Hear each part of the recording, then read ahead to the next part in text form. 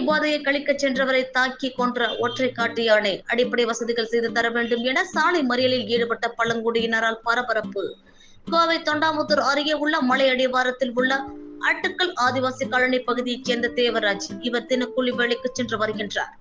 இவரது மனைவி துளசி. இவர்களுக்கு 9 மற்றும் 6ஆம் வகுப்பு படிக்கும் 2 குழந்தைகள் உள்ளனர். இந்நிலையில் பேரூர், மருதமலை, தொண்டாமுத்தூர், நரசிபுரம், கெம்பனூர், காளையனூர், தடாகம் போன்ற பகுதியில் உணவு, தண்ணீர் தேடி கடந்த சில மாதங்களாக ஆக்ரோஷமாக சுற்றி வரும் ஒற்றை காட்டு யானை விளைநிலங்கள் மற்றும் வீடுகளை சேதப்படுத்தி மனிதர்களையும் தாக்கி வருகின்றது.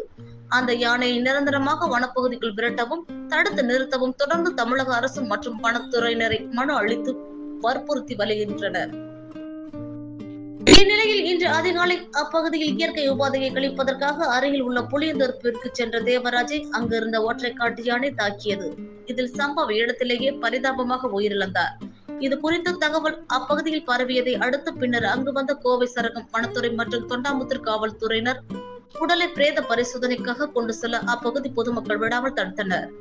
மேலும் தங்களுக்கு அடிப்படை வசதிகளான கழிவறை வசதி உடனடியாக செய்து தர வேண்டும். அப்பகுதியில் கழிவறை இல்லாததால் அருகே இருந்த புளியந்தோப்பிற்கு சென்ற போது உயிரிழப்பு ஏற்பட்டதாக கூறி அதற்கு உடனடியாக நடவடிக்கை எடுக்க வேண்டும் என்றும் கூறினர். இதனை அடுத்து தொண்டாமுத்தூர் காவல் நிலையத்திற்கு உடலை கொண்டு சென்று பேச்சுவார்த்தைக்கு ஈடுபட்டனர். இந்நிலையில் கழிவறை கட்டி கொடுத்து அடிப்படை வசதிகள் செய்து தர வேண்டும் என்று கூறி தொண்டாமுத்தூர் காவல் நிலையம் முன்பு சாலை மறியலில் ஈடுபட்டு உள்ளதால் அப்பகுதியில் பரபரப்பு ஏற்பட்டுள்ளது.